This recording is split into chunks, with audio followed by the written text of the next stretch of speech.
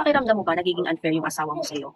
In a sense na pakiramdam mo ikaw na lahat ang gumagawa para sa bahay niyo, para sa pamilya niyo, ganun ba ang pakiramdam mo?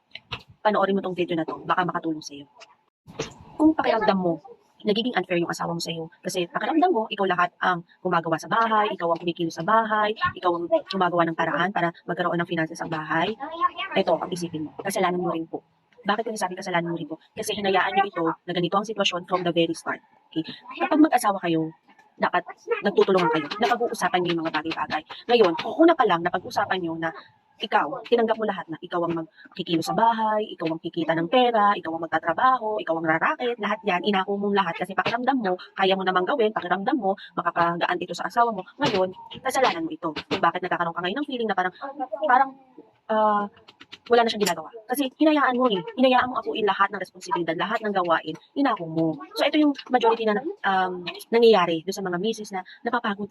Tao lang din po tayo. Actually ito is i-general na natin. Wag lang natin kasi most of the time nangyayari sa misis. Pero meron din po mga lalaking nangyayari din ito. So kapag mag-asawa na kayo or nagsasama na kayo, dapat meron kayong open communication sa isa't isa na parang napaghahatian nyo yung mga bagay na dapat pinaghahatian nyo. Hindi dapat yung isa is nakakalamang or let's say na mas capable siya to do those things. Pero at least tumulong, di ba? Magtulungan kayo, hindi yung isa lang ang kikilos. Ngayon, aminin na natin, most of the time, yes, nagiging insensitive, parang ang mga lalaki. Okay, may mga sila parang sabihin na natin, nature sa kanila na hindi nila ma-feel agad, hindi nila ma-sense agad na nahihirapan na tayong mga babae. Ngayon tayo namang mga babae, gusto natin, nagiging madam ouring ang ating mga asawa at nakukulaan nila yung nararamdaman natin. So mali po yun, dapat nagiging open tayo sa isa't isa. So ngayon, para doon sa mga bago pa lang na ikakasal, bago pa lang na magsasama. So ito una kong tip, talagang pag-usapan nyo, kailangan yung pag-usapan kung ano ang dapat yung pagtulungan. Hindi pwedeng isa lang ang kikilos.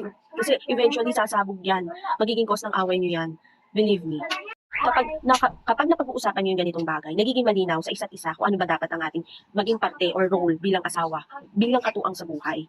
Yan. Kasi sa totoo lang nangyari na sa akin to.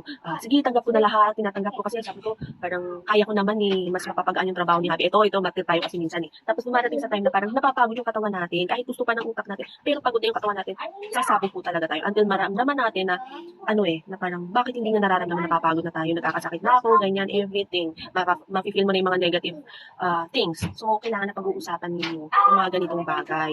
At importante, maging open-minded tayo na tanggapin kung ano yung realidad ng sitwasyon at pagtulungan kung paano ayusin ang mga bagay. So, sana po nakatulong sa atin ng simpleng clip na ito. At kung nagustuhan yung ating video, click na like button, i-share nyo na rin po.